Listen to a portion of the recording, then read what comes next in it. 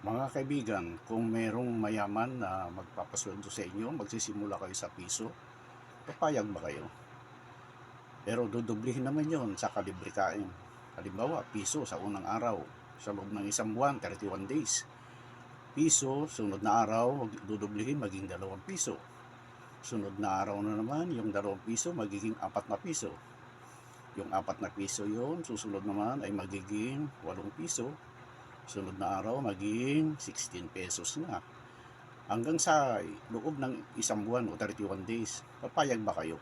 O mas gusto ninyo na bibigyan na lang kayo ng 1 milyon, magsisimula na kayo magnegosyo, yun ay bigay na.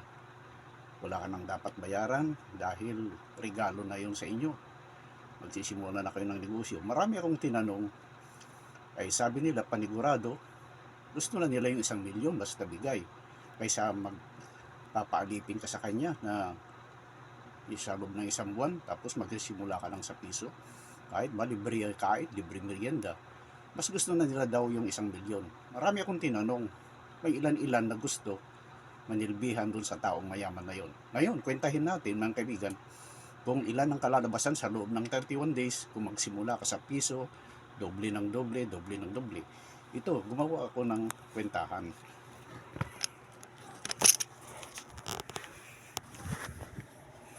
Sa unang araw, piso.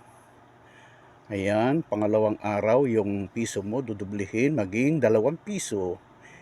Sunod na araw, yung 2 piso mo dudublihin maging 4 na piso. Sunod naman, yung 4 na piso dudublihin magiging 8 pesos. Yung 8 na yon dudublihin maging 16. Yung 16 na yon magiging 32. Tapos, yung 32 magiging 64. Yung 64 dudublihin magiging 128. Yung 128 na yon dudublihin na naman maging 256. Yung 256 na yon dudublihin na naman, yan kalalabasan na, 512. Dudublihin na naman, ayun, magiging 1,000. 24 na. Kung dudublihin na naman, magiging 4,096 na. Ngayon, susunod, dudublihin na naman, magiging 8,192. Sunod na araw, magiging 16 o dudublihin maging 32. Sunod na araw, yung 32 magiging 65,536.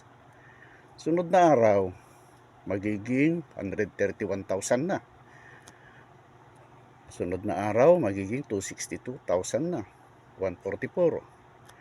Sunod na araw, magiging 524. Tapos, ang kasunod nun, magiging 524,000, magiging 1,000,000 and 1,488,000. 408,000. Kasunod, magiging 2,097,152. Sunod na araw, magiging 4,194. Sunod na araw, magiging 8,388,606. Sunod na araw, magiging 16,777,216. Sunod na araw, magiging 33,534. Tapos, 54 pala.